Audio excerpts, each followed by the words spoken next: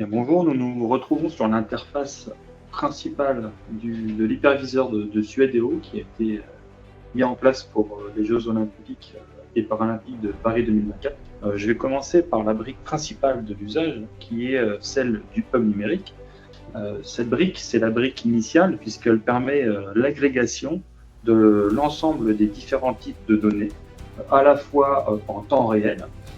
et aussi de planification, qui nous proviennent de données sur de la cartographie, également de main courante, comme on peut le voir sur la gauche, ici, avec le déroulement de tous les événements. On peut voir les liens notamment liés ce matin avec les problèmes sur les voies ferrées et le sabotage des lignes SNCF, et également les remontées d'informations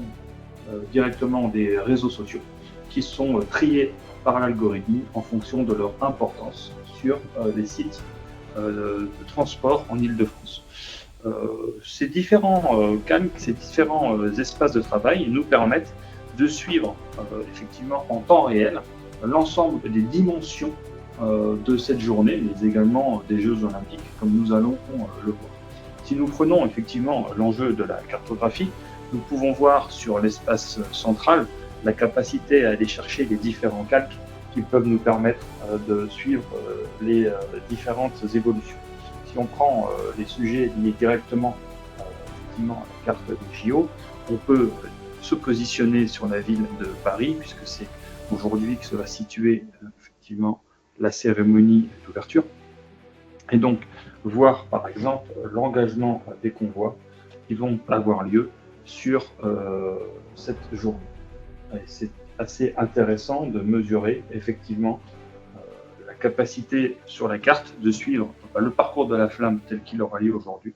Et dès que la flamme va se déplacer, avec les balises tracking GPS, nous allons pouvoir suivre en temps réel sur l'itinéraire le déplacement de la flamme jusqu'à son allumage ce soir au Trocadéro. Donc voici une première possibilité. Nous avons également la capacité à aller récupérer l'ensemble des données des cartographies Synapse qui ont été mises à disposition via API sur notre plateforme, qui nous permet de suivre l'ensemble des éléments de Synapse qui nous sont remontés. Donc de manière un petit peu spécifique aujourd'hui, puisqu'il n'y a pas forcément d'épreuves qui vont avoir lieu sur l'Île-de-France ou ce qui est intéressant de voir, je vais vous montrer par exemple le parcours du marathon qui est prévu pour le suivre pour cette épreuve. Donc c'est ce type d'information, à la fois de la planification, et on va avoir le suivi en temps réel derrière avec les tracking GPS pour avoir les évolutions de ce qui se passera le moment venu. Nous avons également effectivement, au-delà de cette capacité d'analyser effectivement les données de planification, la capacité à rentrer des différents messages, différents événements sur cette carte qui nous permettent de les basculer en temps réel en créant des événements et qui peuvent se basculer directement dans les mains courantes qui sont afférentes au CNCS.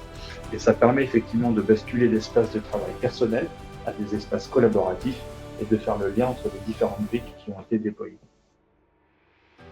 Si je reviens sur les autres informations qu'on peut avoir, nous avons effectivement sur un espace de travail dédié toute la planification des épreuves sportives pour les Jeux Olympiques et Paralympiques. Si je prends la journée du samedi 27, nous voyons par exemple sur chacune des espaces, des sites, les épreuves qui vont débuter et en quoi elles correspondent.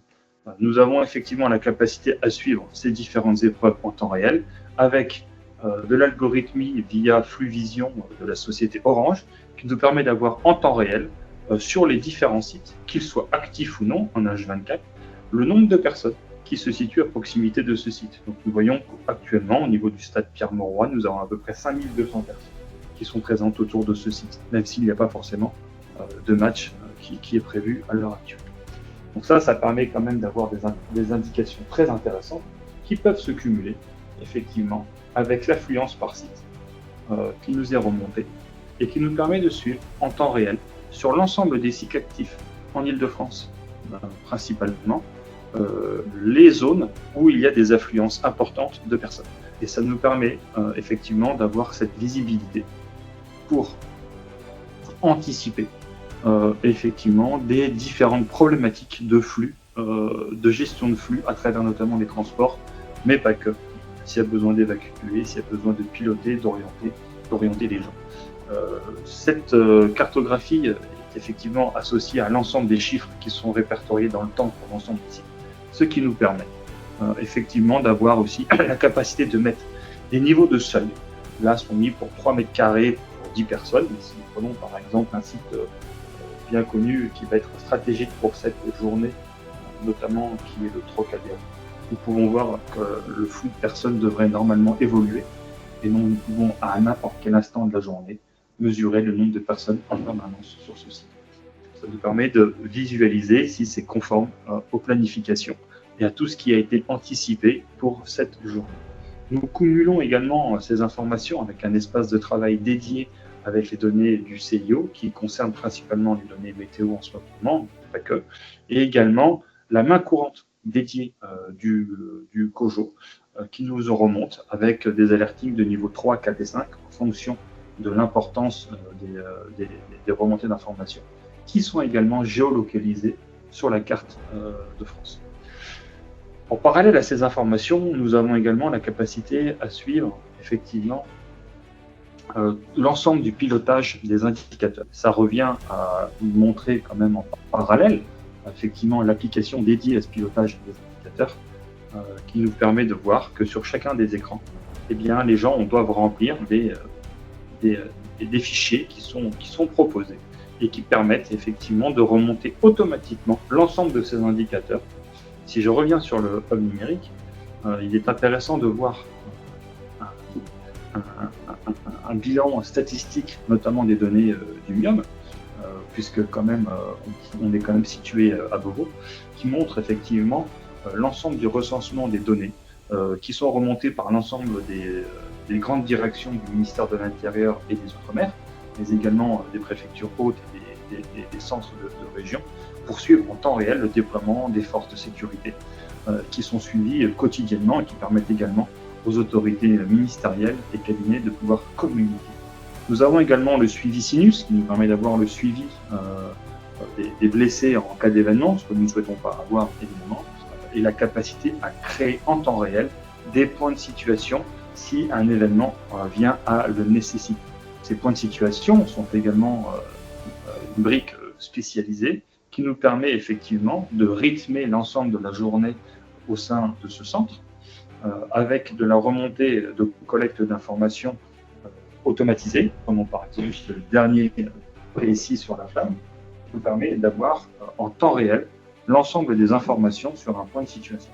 Donc là, vous voyez effectivement la capacité à collaborer de l'ensemble de ces différentes entités qui vont venir enrichir